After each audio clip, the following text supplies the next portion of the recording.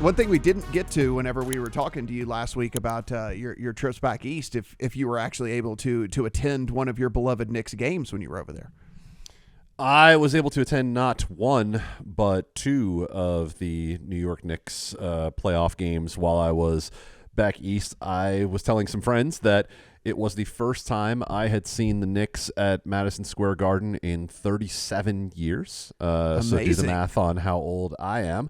But yeah, they were, I should say, two of the best sports experiences I have ever had. And I will give people a little bit of a behind the curtain look here. You and I had an off-air discussion about the ticket prices and should you spend and this and that. And your advice was, I think, advice that should go to everyone out there.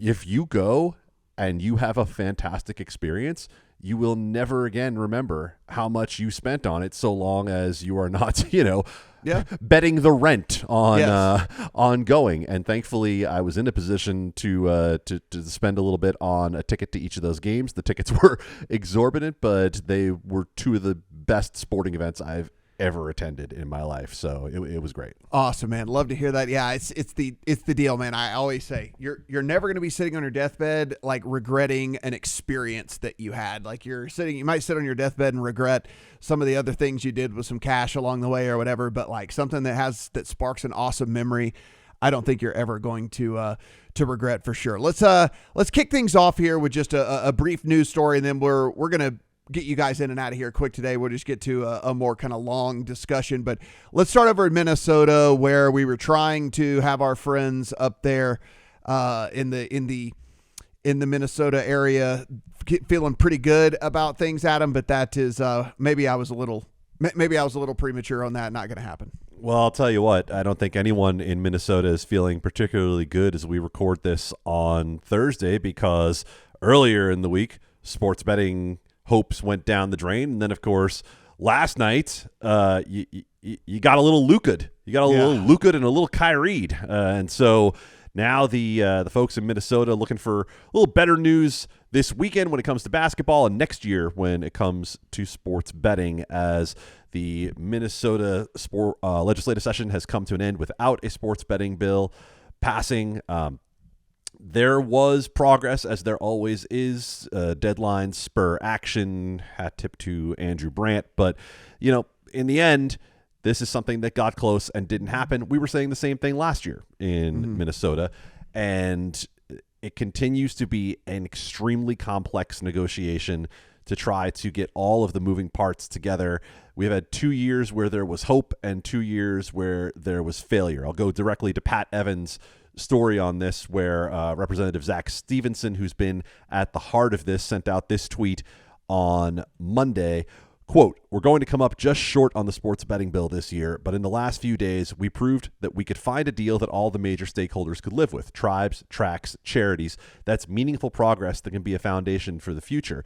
And I guess I would just push back a little bit on that tweet to say, if you found a deal that everyone could live with, then why didn't it pass? And if you found a deal that everyone could live with, why did it take as long as it did to come to some level of understanding on what would get through? Again, I get it. When a deadline comes up, everyone is willing to come with their best and final offer to be able to get something done. But the fact of the matter is, nothing got done. And this is a second consecutive year in Minnesota in which it appeared that there was some sort of consensus on the framework for a deal that would get sports betting legalization done. So, again, that's not anything directly toward Representative Stevenson, who's taken up the mantle on this.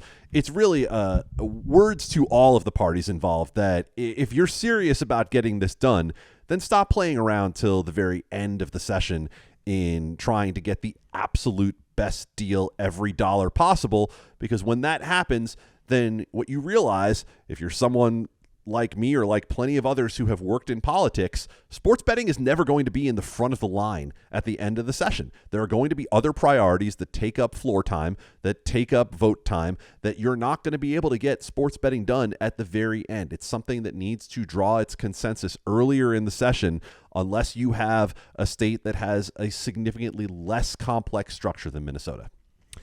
if you're wondering, okay, you're sitting up there and you're like, okay, well, what about next year? We do have at the bottom of the article over on LSR basically that all 134 House seats are up for election this cycle. And so, Adam, as you well know, might not be on some of the people's radar if they come in and they get elected and take over for someone. And there's also some people going to be retiring, specifically one Pat Garofalo, who has been a big sports betting supporter up there in Minnesota. So I guess we could say proceed with caution here if you're trying to be optimistic about 2025, because we don't really know what the House is even going to look like and whether those people care at all about sports betting.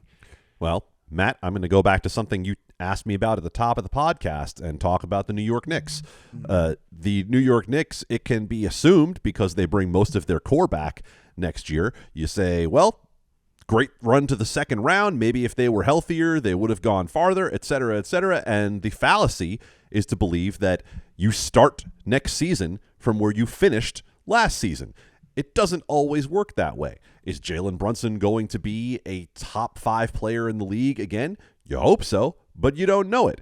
Is Anunoby back? Is Hartenstein back? You don't know.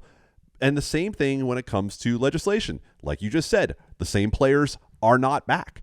The same momentum might not be there. The national political landscape could look different. There are all sorts of things that get in the way when you talk about next year. And so, again, Minnesota is one of the more promising states among those that are left to do something, right? There are very few states left on the map that have not legalized sports betting in some form, and there are some no-hopers among those states that you can't even look at. So Minnesota will continue to be a prime target, but it's going to be another year.